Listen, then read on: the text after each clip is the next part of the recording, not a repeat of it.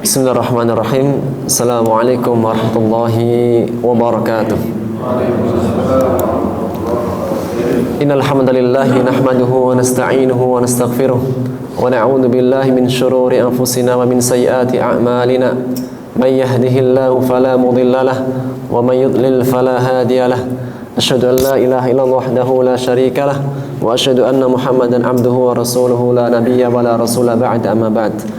Alhamdulillah, segala puji bagi Allah. Di kesempatan pagi hari ini kita diberikan taufik oleh Allah sehingga kita bisa melaksanakan salat subuh secara berjamaah, dan kita lanjutkan dengan mencari warisan Rasulullah SAW. Sebagian disebutkan dalam sebuah hadis, sesungguhnya para anbiya dan mursalin mereka tidak mewariskan dinar maupun dirham, akan tapi mereka hanya mewariskan ilmu. Faman akhadahu akhadha bihaddin wafir. Barang siapa yang mengambil warisan tersebut, sungguh dia telah mengambil bagian terbanyak dalam kehidupan. Maka jemaah sekalian rahmati Allah Subhanahu wa taala, sesungguhnya ilmu yang kita pelajari dari firman Allah Subhanahu wa taala dan hadis-hadis Rasulullah SAW adalah merupakan warisan terbaik dari para anbiya dan mursalin. Ya, mungkin kita setiap harinya, mungkin sepekan sudah mengambil warisan-warisan yang lain dalam kehidupan dunia. Tinggal kita berbekal dengan warisan para anbiya dan mursalin. Jemaah sekalian rahmati Allah Subhanahu wa taala, dan sesungguhnya Al-Qur'anul Karim adalah merupakan jalan yang paling lurus dalam kita beragama. Baik lurus dalam perkara akidahnya, lurus dalam perkara syariatnya, dan lurus dalam perkara adab akhlaknya. Sebagaimana Allah menegaskan dalam surat Al-Isra ayat 9, A'udzubillahi minasyaitonirrajim, Inna hadzal Qur'ana yahdi lillati hiya aqwam wa yubashshiral mu'minina alladhina ya'maluna as-salihat anna lahum ajran hasanah. Anna lahum ajran kabira. Yang artinya sesungguhnya Quran ini memberikan petunjuk kepada jalan yang paling aqwam, yaitu paling lurus. Maka mengenai ayat ini berkomentar atau berkata As-Sa'di rahimahullah ta'ala dalam kitab tafsirnya Taisir Karimir Rahman fi Tafsiri Kalamil Manan. Itulah kitab yang menjadi rujukan kita dalam tafsir ini. Maka beliau mengatakan, barang siapa yang ingin Allah berikan taufik kepadanya orang yang paling a'dal wa aqwam, orang yang paling lurus, orang yang paling baik dalam perkara akidahnya,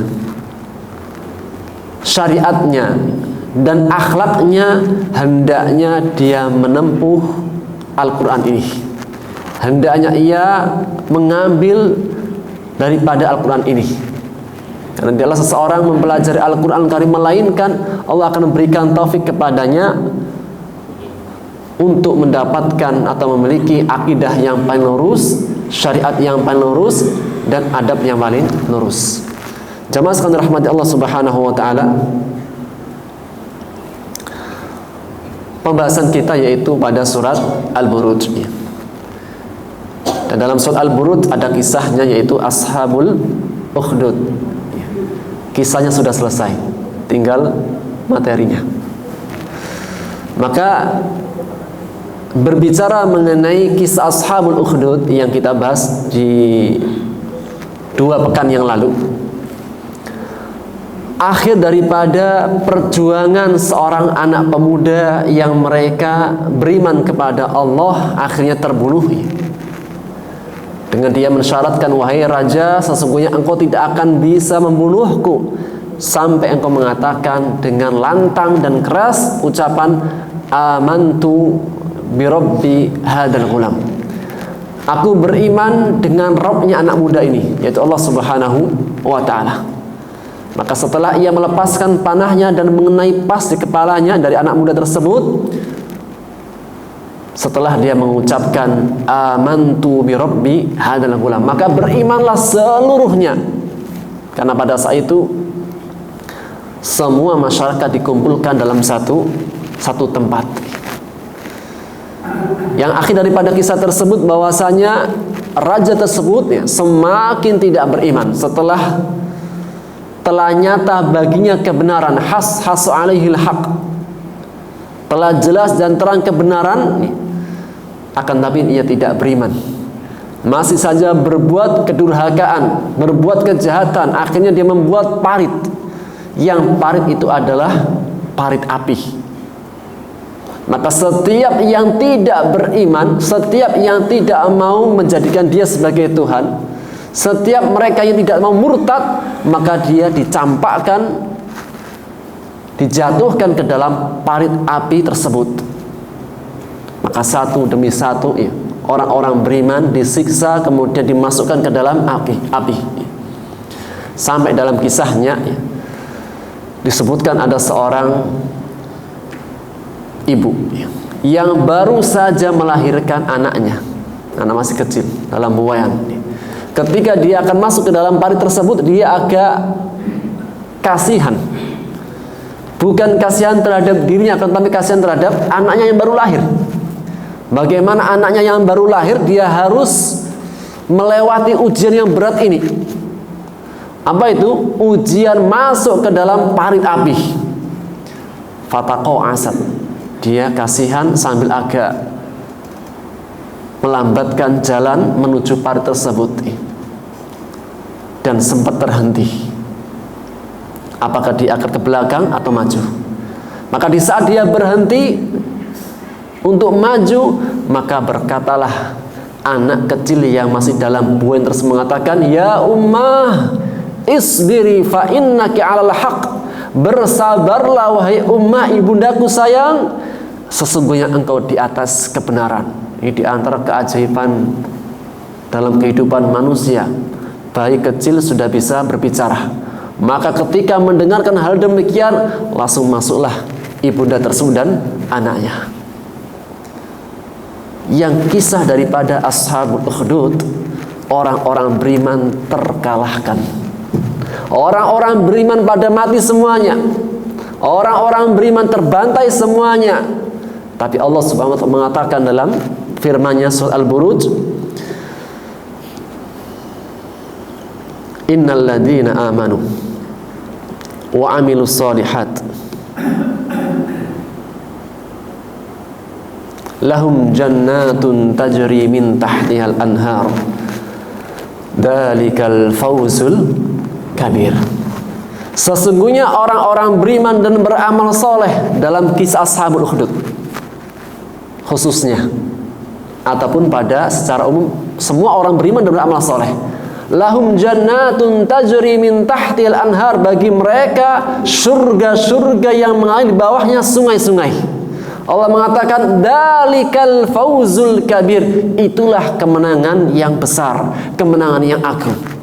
Dari kisah Ashabul Ukhdud, orang-orang beriman terbantai, terkalahkan, mereka terbunuh semuanya.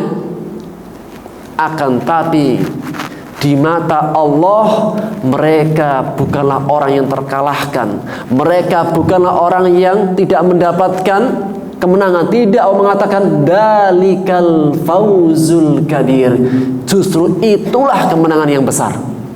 Apa pelajarannya? Yang menjadi pelajaran dari kisah Ashabul Ukhdud, bahwasanya ketika orang beriman meninggal, baik meninggal karena takdirnya sudah selesai rezekinya, atau meninggal dia terbantai, atau meninggal dia teraniaya, selama dia meninggalnya dalam keadaan membawa tauhid, membawa iman, dalikal fauzul kabir, itulah kemenangan yang sejatinya.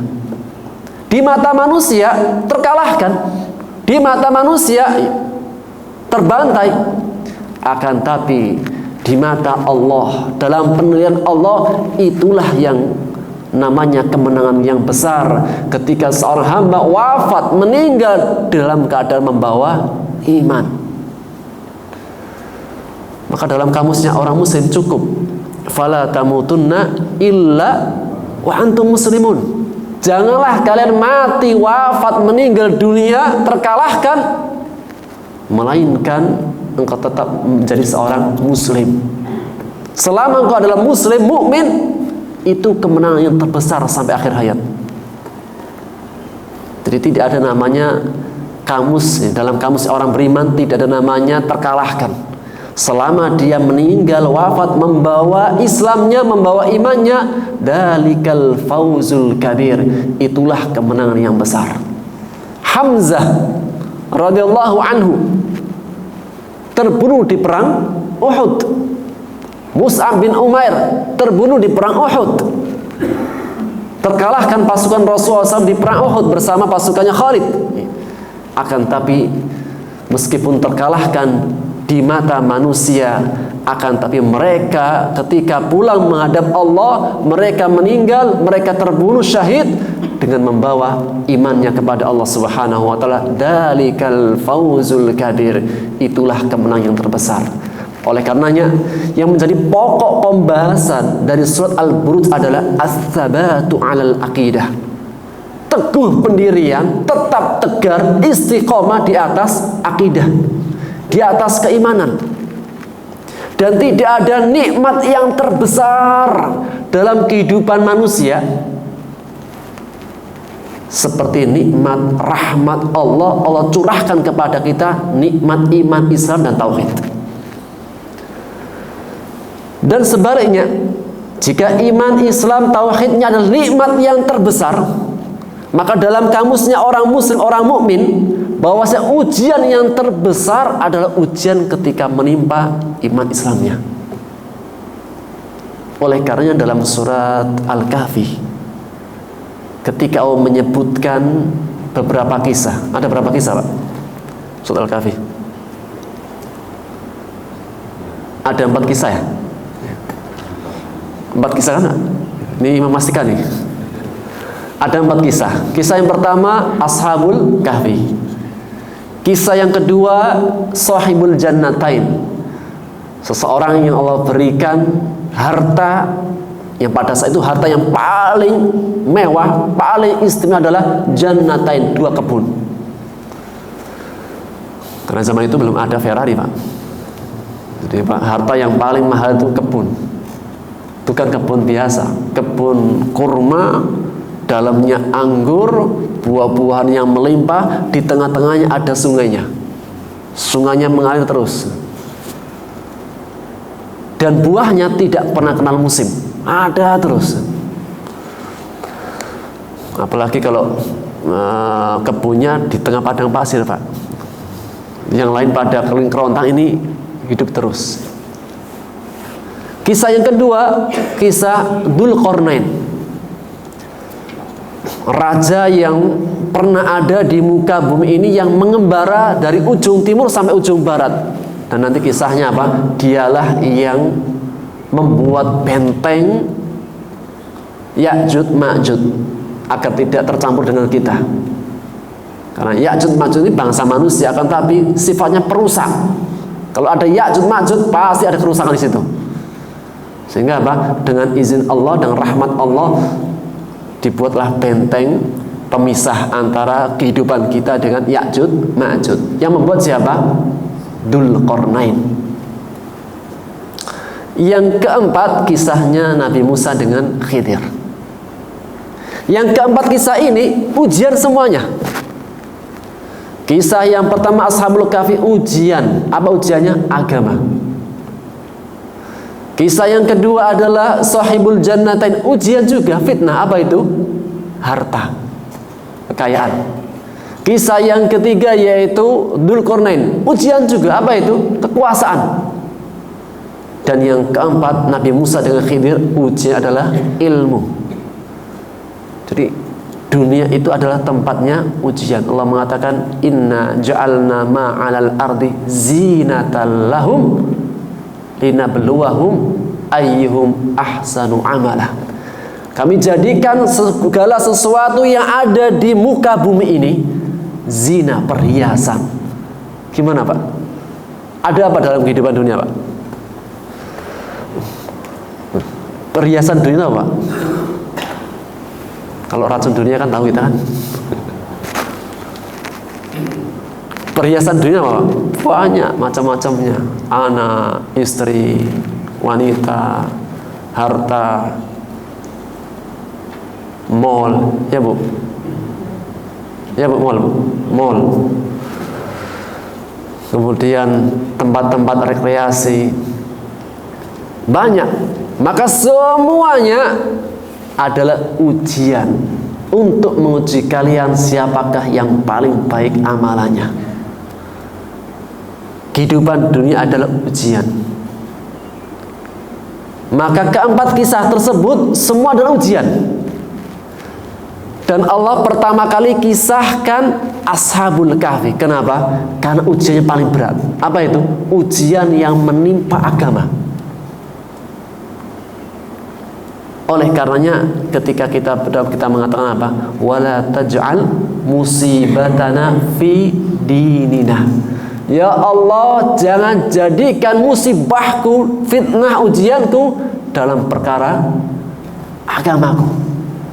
Jika perkara agama adalah nikmat yang paling besar, ketika seorang hamba sudah mengetahui hakikat nikmat yang terbesar adalah nikmat agama, maka nikmat-nikmat yang lainnya itu nomor sekian. Jika seseorang sudah bisa memahami dengan hakikatnya, dengan sebenar-benarnya, bahwasanya nikmat yang paling besar adalah nikmat agama, maka nikmat-nikmat yang lain itu nomor sekian. Sehingga ketika seseorang mendapatkan ujian, selama ujiannya bukan menimpa agama, itu masih kecil. Berbeda dengan orang yang dia belum menempatkan agama itu nikmat yang paling besar. Kalau mengatakan dalam soal Kahfi, ketika Ashab Kahfi mengatakan dan ingatlah ketika pemuda Kahfi masuk ke dalam gua, dia mengatakan Rabbana atina min ladunka rahmah. Ya Allah, curahkan kepada kami dari sisimu rahmat. Apa rahmat Allah dalam kisah Ashabul Kahfi? Agama. Allah jaga Allah jaga agamanya. Maka kembali kepada surat Al-Buruj, bahwasanya harta yang paling berharga seorang muslim, orang beriman adalah agamanya. Dan jika agamanya dia bisa bawa, jika dia meninggal dalam keadaan membawa agamanya, mukmin, Islamnya, imannya, dan tauhidnya, sudah ini nikmat yang paling besar. Allah menegaskan. Kemarin terakhir kisah Ashabul Ukhdud ya. Kutila, setelah bersumpah was-sama'i dzatil buruj, demi langit yang memiliki gugusan bintang, wal yaumil mau'ud, dan demi hari yang dijanjikan yaitu hari kiamat, wasyahidi wa masyhud, demi yang menyaksikan dan yang disaksikan. Ini banyak tafsirnya. Maka di antara tafsir yang diambil oleh As-Sa'di yaitu tafsir secara umum yang mencakup semuanya. Asyahid, yang menyaksikan. Segala sesuatu yang bisa menjadi saksi, dia masuk dalam sumpah tersebut. Wa masyhud, dan yang dijadikan, yang disaksikan adalah amalan-amalan seorang hamba. Setelah bersumpah dengan 4 sumpah, as-sama, langit, wal yaumil ma'ud, hari yang dijanjikan, wasyahidi wa masyhud, yang menyaksikan dan yang disaksikan. 4 sumpah. Maka jika ada qasam, ada sumpah, maka ada jawabul qasam. Mana jawabul qasamnya? Para ulama tafsir mengatakan yang pertama menjadi jawabul qasam adalah yang terkandung dalam sumpah-sumpah itu. Allah bersumpah dengan langit. Yang menjadi jawabul qasam adalah yang terkandung dalam sumpah itu. Ada apa dengan langit? Langit di antara tanda-tanda kemahakuasaan Allah yang Allah rufi'at was-sama'i rufi'at. Langit ya, ketika diangkat, afala yanzuruna ilal ibli kaifa khuliqat wa ilas sama'i kaifa rufi'at. Lihatlah ke langit, bagaimana ia ditegakkan, Langit tegak seperti kayak atap, tapi nggak punya tiang. Gimana itu, Pak? Nggak ada, tidak ada arsitektur yang paling hebat itu yang bisa bikin atap tambah atap. Ini atap nggak ya? Tetap pakai atap. Tidak ada bangunan di atas itu nggak ada atapnya. Tapi langit, bangunan Allah yang besar, yang kuat kokoh, mengatakan sab'an shidada dalam surat An-Naba, wa banaina fawqakum sab'an shidada. Kami bangun di atas kalian 7 lapis langit yang sangat kuat dan kokoh. Semuanya itu tarawunaha bi ghairi amadin. Engkau saksikan tidak ada tiangnya. Engkau bisa, Pak? Maha kuasa Allah Subhanahu wa ta'ala. Sehingga ketika bersumpah dengan langit, maka yang menjadi jawabul qasamnya adalah yang terkandung di dalamnya. Wal yaumil ma'ud, Allah bersumpah dengan hari kiamat, hari yang dijanjikan. Maka apa yang terkandung dalam hari kiamat? Huru haranya begitu dahsyat. Harinya saja yauman indallah ka'alfi sana. Satu hari di sisi Allah di hari akhirat itu 1000 tahun waktu dunia. Berapa tahun? Jadi kalau hitungan sekarang berarti sekarang berapa, Pak? 2022. Berarti baru berapa hari? Baru 2 hari waktu dunia. Karena yauman indallah ka'alfi sana. Satu hari di akhirat itu 1000 tahun. Itu baru harinya. Bagaimana dengan huru haranya begitu dahsyat. Maka Allah bersumpah dengan hari kiamat dan apa yang terkandung di dalamnya. Wa syahidu wa masyhud, yang menyaksikan ya, banyak di antara saksi-saksi Allah. Para malaikat, makhluk-makhluknya, semua makhluk Allah Subhanahu wa taala, dan Allah sendiri yang akan menjadi saksi di antaranya. Wa masyhud, dan semua amalan anak hamba. Ini yang pertama. Yang kedua, yang menjadi jawabul qasam atau al-muqsam alai adalah setelah Allah bersumpah dengan 4 sumpah, maka yang menjadi jawabul qasamnya adalah qutila ashabul ukhdud. Terlaknat, binasalah para pembuat parit. Kemurkaan, kemarahan Allah kepada mereka yang menyiksa orang-orang beriman dalam kisah ashabul ukhdud. Dan jika yang mengancam adalah Allah, kira-kira seperti apa nanti siksanya? Pasti sangat dahsyat nih. Jika disebutkan lafaz qutila, terlaknat, binasa, ya, ancaman dari Allah Subhanahu wa taala, pemilik kerajaan langit dan bumi, pemilik siksa di dunia dan akhirat. Dan sedahsyat-dahsyatnya siksa dunia itu Allah masih katakan al-adabul adna, adab yang kecil. Tapi kalau siksa akhirat, al-adabul akbar, adab yang paling besar. Adab akhirat Allah mengatakan di antaranya banyak jenisnya. Di antara Allah sebutkan dalam surat Al-Mulk ya, takadu tamayyazu minal ghayz. Neraka ketika menyiksa orang-orang yang durhaka itu marah, begitu marah. Takadu tamayyazu minal ghayz. Neraka saja itu sampai mau pecah karena marah. Gimana, Pak? Orang marah sampai mau pecah gitu. Maka neraka jahanam nanti ketika diberikan penghuninya, takadu tamayyazu minal ghayz, marah dengan sangat luar biasa sampai mau pecah. Ini baru, belum lagi siksaan di dalamnya. Mungkin ancaman Allah kepada ashabul ukhdud ketika mereka menyiksa orang beriman, ketika mereka berani menfitnah orang beriman, yang mereka mengatakan an-nari dzatil waqud, mereka menyalakan api dengan memiliki kayu bakarnya. Idhum 'alaiha qu'ud, yang mereka duduk di sekitarnya. Wahum 'ala ma yaf'aluna bil mu'minina syuhud, mereka menyaksikan apa yang mereka perbuat terhadap orang-orang beriman. Ketika mereka memasukkan ke dalam api, ketika mereka menyiksa orang beriman, mereka syuhud, hadir menyaksikan. Wa ma naqamu minhum illa ay yu'minu billahil azizil hamid.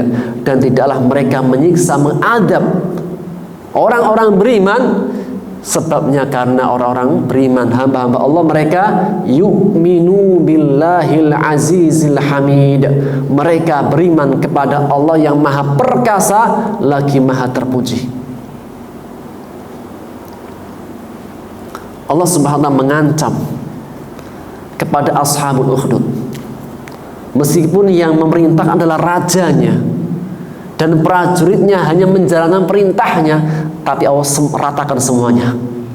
Hukuman ini Allah ratakan semuanya. Kan tidak ada dalam kamusnya nanti, oh ya Allah aku dulu diperintahkan, jadi harus sami'na wa ata'na sama komandan. Tidak. Allah mengatakan dalam surat Al-Mumtahanah, kamatsali syaitan itqal insanu kufur, sebagaimana perkataan syaitan iblis kepada manusia, ukfur, kafirlah. Falamma kafara qala inni bari'um minka inni akhafu rabbal alamin. Ketika dia sudah kafir, kufur, iblisnya berlepas diri karena takut kepada Rabbal alamin. Maka apa balasannya? Allah mengatakan fakana akibatuhuma annahuma finnari khalidaini fiha wa dzalika jazaa'ud dzalimin. Maka hukumannya keduanya adalah kekal dalam api neraka. Antara yang merintahkan dan yang diperintahkan hukumannya sama. Jadi tidak berlaku kamu siap komandan, tidak berlaku di hadapan Allah Subhanahu wa taala. Dosa yang nanggung semuanya jika dia menjalankan perintah yang mereka menfitnah orang beriman, yang mereka menyiksa orang beriman, ancaman Allah seperti kayak ashabul ukhdud. Dan Allah menegaskan, siapakah Allah? Alladzi lahu mulkus samawati wal ard. Allah adalah zat yang memiliki kerajaan langit dan bumi. Wallahu ala kulli syai'in syahid. Dan Allah maha menyaksikan atas apa-apa yang mereka perbuat. Apapun yang diperbuat oleh raja dan para pembuat parit, ketika mereka menyiksa orang beriman, membakar orang beriman nih, sampai mereka wafat, meninggal, Allah menyaksikan semua yang mereka perbuat. Maka Allah tegaskan, innal ladzina fatanul mu'minin. Pelajarannya bagi siapapun manusia, siapapun hamba Allah, innal ladzina fatanul mu'minin, sesungguhnya orang-orang yang mereka menfitnah. Dan makna menfitnah dalam Quran itu memiliki banyak makna. Fitnah itu tidak sebatas apa fitnah dalam kamus kita. Menuduh satu makna. Tapi kalau dalam Quran itu banyak, belasan. Terkadang fitnah artinya adalah ujian, dan itu makna aslinya. Fitnatan lahum, innama amwalukum wa auladukum fitnah. Sesungguhnya harta-harta kalian, anak-anak kalian adalah fitnah. Apa itu? Ujian. Terkadang fitnah juga berarti maknanya adalah kekufuran dan kesyirikan, sebagaimana firman Allah dalam surah Al-Baqarah, wal fitnatu asyaddu minal qatl. Fitnah itu lebih kejam daripada pembunuhan. Ini kalau dipahami secara terlek apa adanya gitu, ini banyak salah nih. Sehingga apa? Ini membenarkan orang-orang yang mereka melakukan perbuatan membunuh ya. Jadi membuli orang itu dosanya lebih besar daripada membunuh itu. Jadi membunuh lebih ringan. Enggak. Makna ayat adalah al-fitnah. Fitnah adalah kekafiran dan kesyirikan. Dosa syirik dan dosa kafir itu lebih dahsyat, lebih besar daripada pembunuhan.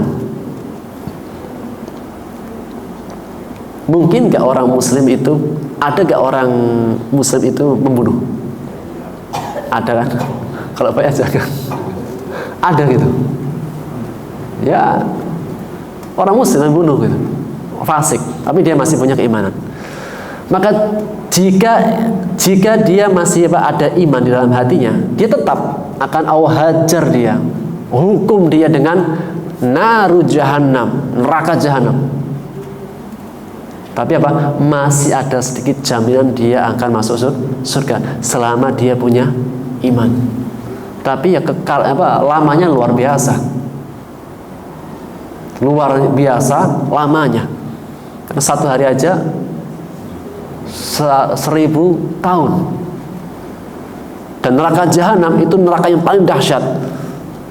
Allah mengatakan man qatala, barang siapa membunuh jiwa muta'ammidan sengaja, fajaza'u jahannam, maka siksanya adalah balasannya neraka jahanam, enggak tanggung-tanggung langsung.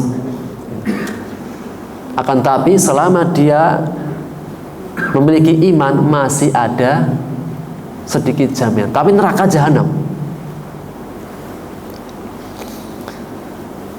Wal fitnatu asyaddu minal qatl. Fitnah lebih kejam daripada pembunuh, yaitu dosa kekafiran dan kesyirikan. Fitnah bermakna syirik dan kufur. Dan makna fitnah adalah tadi menuduh orang, ya. Sebagaimana kisahnya hadisatul ifki, dituduhnya Aisyah radhiyallahu taala anha berbuat zina.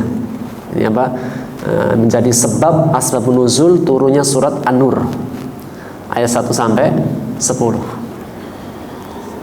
Yang kisahnya bahwasanya suatu ketika Rasulullah SAW itu mengajak setiap mau keluar bersafar jauh dalam peperangan atau safar jauh, maka Rasulullah SAW kan punya istri banyak, sehingga beliau ketika mau mengajak istri nggak bisa semuanya.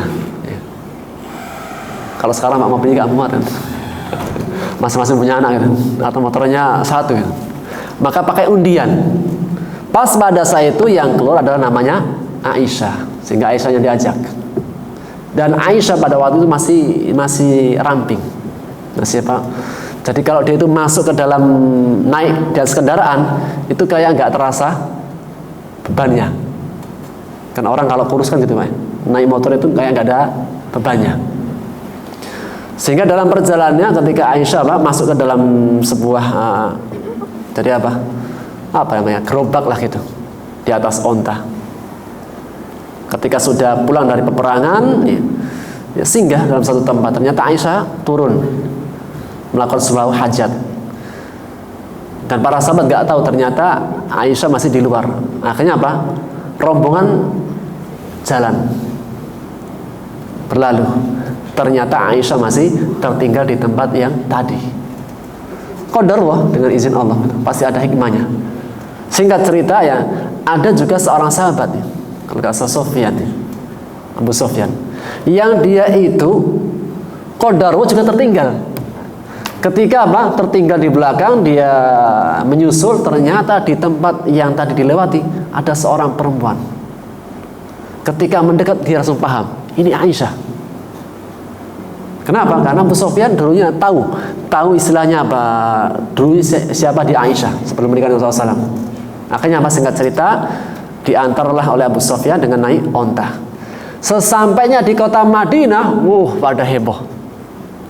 Khususnya orang-orang munafik. Dan orang-orang munafik itu orang yang paling suka dan paling demen banget ketika menyebarkan berita dusta, fitnah orang-orang beriman. Jadi dengan kisah hadisatul ifki, berita dusta pada Aisyah, itu membongkar siapa orang-orang munafik. Kalau orang beriman melihat aibnya saudaranya orang beriman, gimana Pak? Dia akan tutup. Bukan berarti tidak menyatakan enggak, itu dosa, tapi dia menutupi. Namanya kita punya saudara. Kalau kita punya saudara dan saudara kita berbuat salah, kita katakan itu salah. Tapi apakah kita akan viralkan?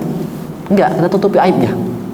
Karena mengatakan, dan Rasul bersabda, man satara musliman, barang siapa yang menutupi aibnya orang muslim, saudaranya, Allah akan tutupi aibnya di dunia dan di akhirat. Jadi orang beriman ketika melihat aib saudaranya, dia tutupi. Berbeda dengan orang-orang munafik. Orang-orang munafik kalau melihat aibnya orang beriman paling demen. Maka kalau di medsos ada orang paling suka menebarkan aib orang beriman, orang muslim, dia di antara ciri-ciri tanda sifat orang munafik. Akhirnya tersebarlah berita bahwasanya Aisyah berzina dengan sahabat tadi. Dan lama nggak turun wahyu. Dan ada hikmahnya. Sampai Rasulullah bingung. Sampai Rasulullah datang kepada Aisyah, jika engkau berbuat dosa gitu, ya udah taubat. Jika engkau tidak melakukan hal demikian, Allah yang akan sediakan nanti memberikan solusi jalan keluar. Sampai disebutkan dalam sebuah riwayat itu 1 bulan. Di antara kisah yang indah itu kisahnya istrinya Abu Musa al-Ash'ari. Perbincangan suami istri ketika mau tidur.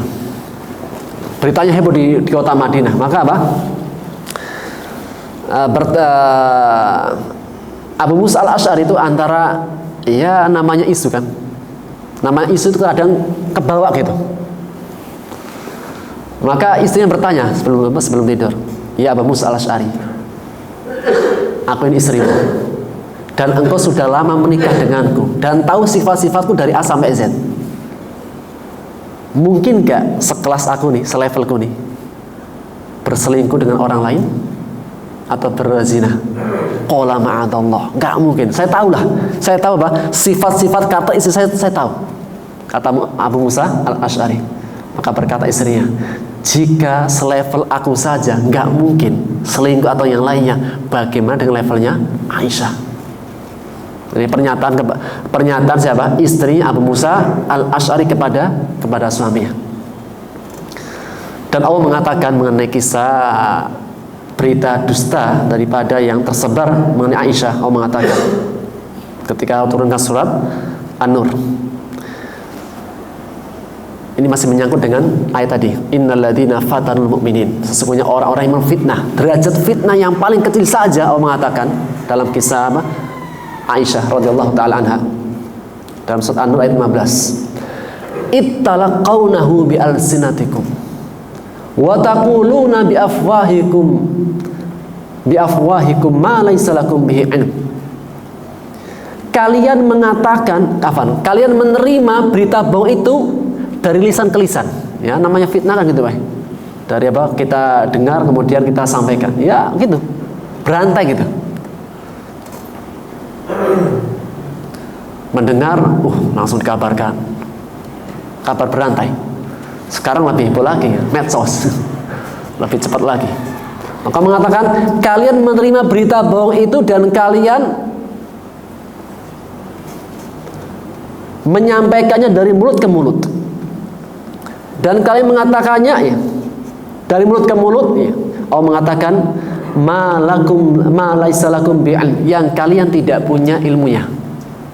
Dalam artian itu berita kalian belum tabayun, tidak tahu kebenarannya.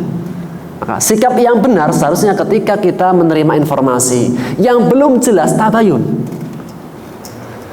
Apalagi menyangkut dengan kehormatan orang muslim. Maka ini di saat itu ikut-ikutan itu bagi mereka kecil lah gitu. Menuduh langsung enggak, tapi ikut-ikutan gitu. Ikut-ikut nimbrung gitu. Maka mengatakan, apa yang kalian ikuti, apa yang kalian lakukan hanya ikut-ikut membicarakan, tahsabunahu hayyinah. Kalian menganggapnya itu dosa kecil. Bukan dosa kecil. Allah mengatakan, wa huwa indallahi azim. Itu dosa yang begitu besar yang kalian lakukan jika kalian ikut nimbrung dalam berita bohongnya Aisyah. Maksud ayat ini apa? Bahwasanya ikut-ikutan saja menodai kesucian, kehormatan orang muslim itu sudah besar di hadapan Allah. Bagaimana jika fitnahnya seperti yang dilakukan oleh Ashabul Ukhdud, Innal ladzina fatanul mu'minin wal mu'minat, sesungguhnya orang-orang yang mereka menyiksa, menfitnah dan menyiksanya ashabul ukhdud dengan apa? Membakar, membuat parit. Sehingga makna dalam tafsirnya fatanu di sini adalah mereka membakar. Dalam kisah ashabul ukhdud. Akan tapi fitnah juga bisa tadi bermakna yang dalam kisah Aisyah radhiyallahu taala anha, yaitu membuat ikut nimbrung dalam berita hoax. Dosa. Udah mengatakan sesungguhnya orang-orang yang mereka menfitnah kepada orang-orang beriman laki-laki dan perempuan, kemudian mereka tidak bertobat, ancam falahum adabu jahannam, maka bagi mereka adalah siksa neraka jahannam. Dalam kaidah ilmu fikih, jika ada perbuatan dosa yang Allah ancam langsung dengan neraka, maka termasuk dosa besar. Ini kaidah dalam ilmu fikih. Jika ada perbuatan dosa yang langsung Allah ancam dengan neraka, maka termasuk dosa besar. Membunuh, Allah mengatakan jazaohu jahannam, maka membunuh dosa besar. Maka di antara menodai kehormatan orang mukmin muslim termasuk dosa besar. Walahum adabul hariq, dan bagi mereka siksa yang membakar. Maka Allah mengatakan setelah Allah mengancam mereka orang-orang yang membuat fitnah kepada orang-orang beriman, dan khususnya mengenai kisah ashabul ukhdud, Allah mengatakan setelahnya innal ladzina amanu wa amilus shalihat, sesungguhnya orang-orang beriman dan beramal soleh. Ini ayat penghibur. Semua orang-orang beriman yang beramal soleh, dan setiap disebutkan iman dalam Quran seringnya disandingkan dengan amal soleh. Ini banyak di ayat. Di antara faedahnya menegaskan kepada kita, iman itu pasti diiringi dengan amal soleh. Oleh karena para ulama mengatakan al-imanu, iman yaitu qaulun bil lisan, ucapan dengan lisan, wa'tiqadun bil janan, keyakinan dengan hati, wal amalu bil arkan, dan beramal dengan anggota tubuh, yazidu bit ta'a wa yanqusu bil ma'siyah, yang bertambah dengan ketaatan, berkurang dengan kemaksiatan. Sehingga jika orang itu punya iman, pasti akan ada asarnya, bekasnya. Apa itu? Amal soleh. Karena di banyak ayat setiap Allah sebutkan alladzina amanu, pasti wa amilus sholihat. Karena amal soleh adalah bukti cerminan isi hati. Jika hatinya baik, pasti perilakunya yang nampak baik. Jika perbuatannya buruk, jelek, itulah gambaran cerminan daripada isi hatinya. Makanya orang kalau mengatakan I love you gitu kan, yang dikasih apa? Tamparan apa hadiah? Pasti hadiah. Karena apa? Bukti kecintaan dalam hati. Dan Allah mengatakan ya, lahum jannatun tajri min tahtil anhar, bagi mereka surga-surga. Dan surga itu tidak satu, ada 100 tingkatan. Surga yang paling tinggi adalah surga Firdaus, yang paling tinggi dan paling tengah-tengah. Apa faedahnya Allah sebutkan banyak surga? Agar kita orang-orang beriman falyatanafasil mutanafisun, fastabiqul khairat, berlomba-lomba dalam kebaikan. Kenapa? Karena balasannya itu tidak sama. Semakin baik maka surganya semakin tinggi. Tajri min tahtil anhar, di bawahnya mengalir sungai-sungai. Sungai pun banyak. Ada sungai susu, sungai madu, air jernih yang begitu jernihnya, langsung diminum dari telaga, dari sumbernya. Dan ada air ada sungai khamr, ladzatal lisyaribin, sungai khamr, tapi melezatkan bagi para peminumnya. Kita bisa bayangkan, jika sungainya saja sungai madu, susu, air yang dengan khamr, gimana buahnya? Jika dalam dunia saja ya, airnya air yang kotor, ketika ada buah-buahan yang tumbuh di sekelilingnya itu manis, padahal apa? Airnya kotor. Gimana kiranya jika apa? Buah-buahnya itu, tumbuh-tumbuhannya itu airnya bukan air biasa, air madu. Gimana rasanya buahnya? Itulah kenikmatan surga. Dan Allah katakan dalikal fawzul kabir. Ini ayat-ayat penghibur. Itulah kemenangan yang sangat besar. Siapa? Bagi setiap orang beriman yang beramal soleh, membawa iman dan amal soleh sampai akhir kehidupannya. Meskipun orang-orang beriman dalam kisah Ashabul Ukhdud, mereka terkalahkan, terbunuh, tapi selama mereka membawa keimanan dan tauhid, dalikal fawzul kabir, itulah kemenangan yang sangat besar. Allah mengatakan inna batsya rabbika lasyadid, ancaman. Sesungguhnya adab Tuhanmu begitu dahsyat. Innahu wa yubdi'u wa yu'id. Dialah Allah yang memulai kehidupan dan yang akan menghidupkan kembali. Mereka yang menyiksa orang beriman, kelak nanti Allah akan bangkitkan mereka.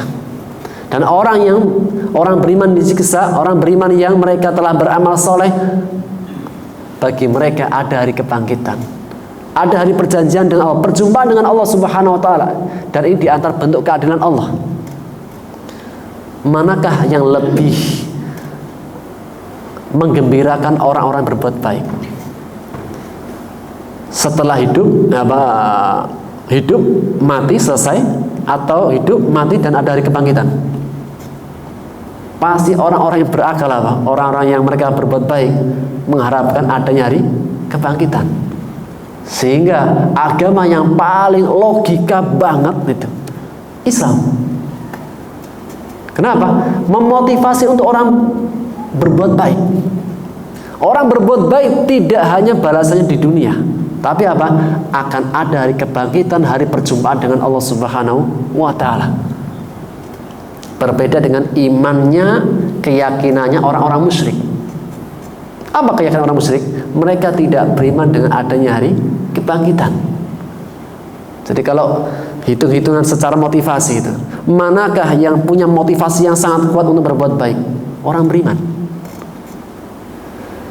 Karena mereka meyakini adanya hari kebangkitan, hari perjumpaan dengan Allah Subhanahu wa taala. Baik yang berbuat baik maupun berbuat jahat. Kalau orang beriman berbuat jahat, dia masih mikir, oh iya ya, kalau saya memakan harta yang haram, saya berbuat zalim, saya berbuat dusta, ini apa? Nanti akan ada perhitungannya. Masih mikir dia. Sehingga apa? Di antara hal yang bisa memotivasi kita berbuat kebaikan dan menghalang kita dari berbuat kemaksiatan adalah keyakinan kita dengan adanya hari kebangkitan. Dan di antara faedah yang lainnya, firman Allah yubdi wa yu'id, Allah memulai dan yang mengakhiri, yang menghidupkan kembali. Barang siapa yang bisa memahami bahwa kehidupan dunia Allah yang memulai dan Allah lah yang akan mengakhiri, membangkitkan kembali, maka dia akan lebih dekat pada hidayah.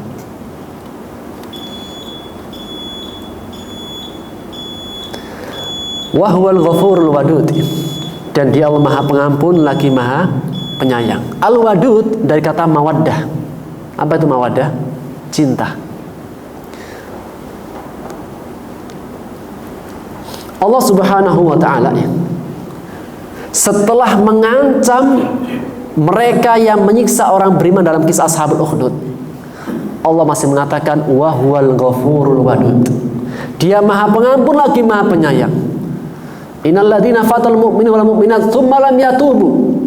Orang-orang yang mereka menyiksa orang beriman laki-laki dan perempuan, dan jika mereka tidak bertaubat, bagi mereka neraka jahanam. Kata para ulama, di antara Al-Hasan Al-Basri, unduru ila hadal karam wal jud. Perhatikanlah hai manusia akan kemaha kasih sayangnya Allah. Bagaimana mereka para pembuat parit Ashabul Ukhdud telah membunuh wali-wali Allah, telah membunuh orang beriman, membunuh hamba-hamba Allah kekasihnya. Meski demikian, sebelum Allah menetapkan adab jahanam kepada mereka, Allah masih memanggil mereka untuk bertobat dan minta ampun kepadanya. Luar biasanya pintu tobat dari Allah Subhanahu wa taala. Ashabul Ukhdud, para pembuat parit, meskipun mereka menyiksa, membunuh orang beriman, sebelum Allah tetapkan neraka jahanam kepada mereka, masih Allah ajak, lam yatubu, jika mereka tidak bertobat. Karena sudah dalam kisah Ashabul Ukhdud kan jelas mana yang salah, mana yang benar. Ketika nanti sudah menyiksa orang beriman, membunuh orang beriman, kemudian sampai mati tidak bertobat, neraka jahanam. Tapi masih beri kesempatan bertobat kembali. Allahul Ghafurul Wadud, Allah Maha Pengampun lagi Maha Penyayang.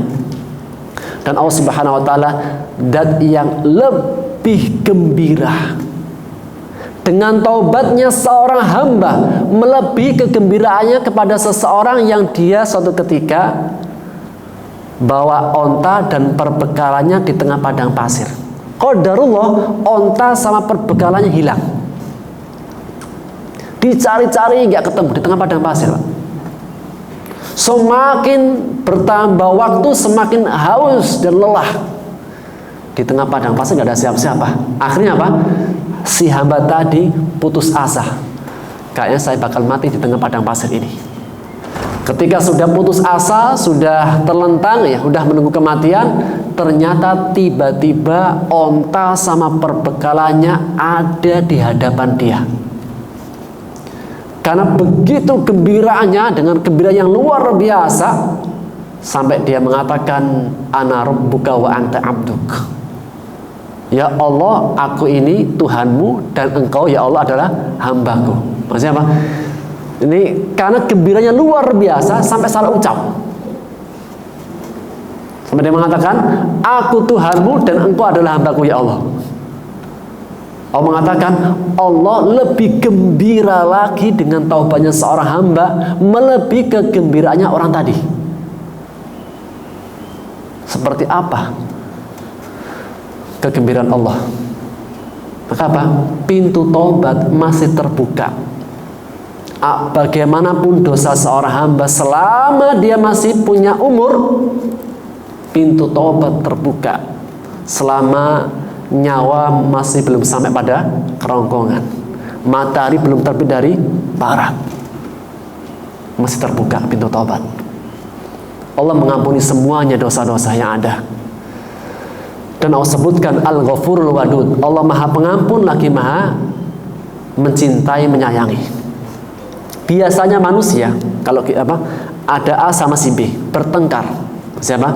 Si A berbuat baik kepada si B, kemudian ternyata si B menfitnah atau berbuat dolim kepada si A, padahal si A sudah berbuat baik. Kemudian si B minta maaf kepada si A, dan si A bisa memberikan maaf. Pertanyaannya, mungkinkah si A ini memberikan maafnya? Dia si A sudah memberikan maaf, tapi bisa gak cintanya kayak dulu kembali lagi?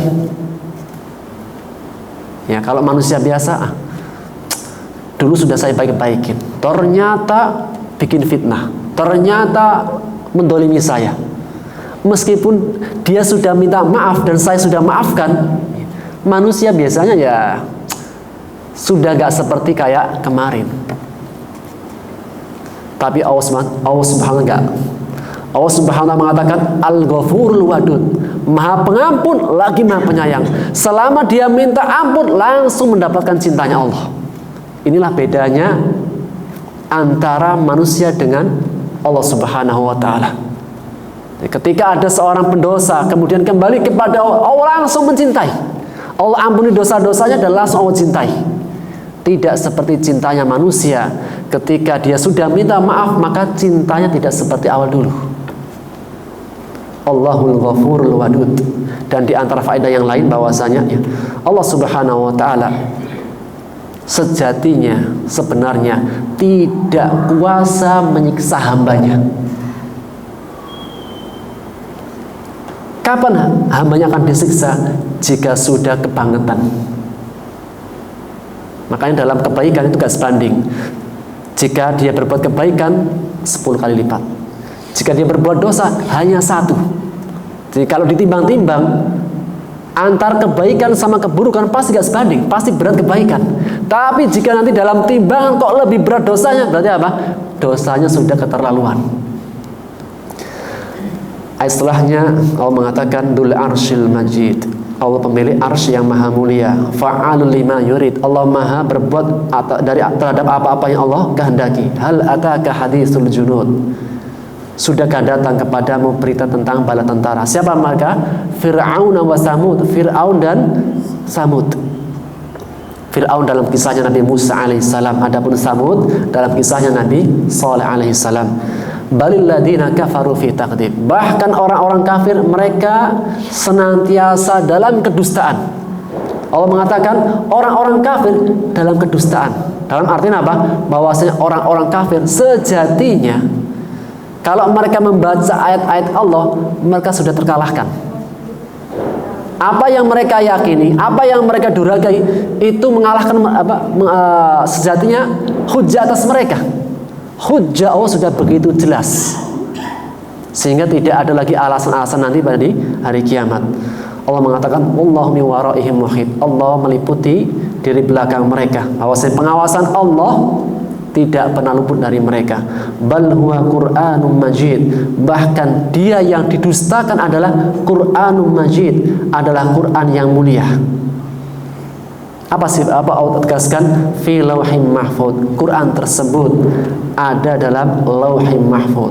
Dinamakan lauhul mahfud karena Quran tidak akan bisa berubah dan tidak akan bisa ditambah maupun dikurangi. Di antara bentuk penjagaan Allah, Allah menjaga Quran dari didekati oleh setan. Didekati setan saja tidak bisa, maksudnya dirubah, dikurangi, ditambahi, apalagi manusia. Ini di antara dalil yang menegaskan bahwasanya Quran senantiasa terjaga.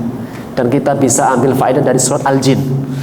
Jin dulu itu bisa naik ke atas langit, dan mereka punya tempat-tempat duduknya, dan bisa mencuri berita langit dulu sebelum Allah utus Nabi Muhammad dan diturunkan Quran. Sejak diutusnya Nabi Muhammad SAW menjadi seorang nabi dan diturunkannya Al-Quran, maka jin-jin tidak bisa lagi duduk di atas langit dan mencuri berita langit. Setiap kali mereka naik ke atas langit akan dilempar oleh para malaikat dengan bintang-bintang. Itulah firman Allah, walaqad zayyana as-sama'ad dunya bimasabiha waj'alnaha rujuman lisyayatin. Kami jadikan bintang sebagai hiasan langit dan kami jadikan ia sebagai alat pelempar setan-setan. Maka setan saja tidak bisa merubah, mengurangi, menambah Al-Quranul Karim, apalagi manusia. Sebagaimana ini menjadi faedah bahwasanya Al-Quran akan senantiasa terjaga sampai hari kiamat. Wallahu a'lam bishawab. Ini yang bisa kita ambil faedahnya, mudah-mudahan bermanfaat. Subhanallah bihamdika asyhadu an la ilaha illa anta astaghfiruka wa atubu ilaik. Assalamualaikum warahmatullahi wabarakatuh.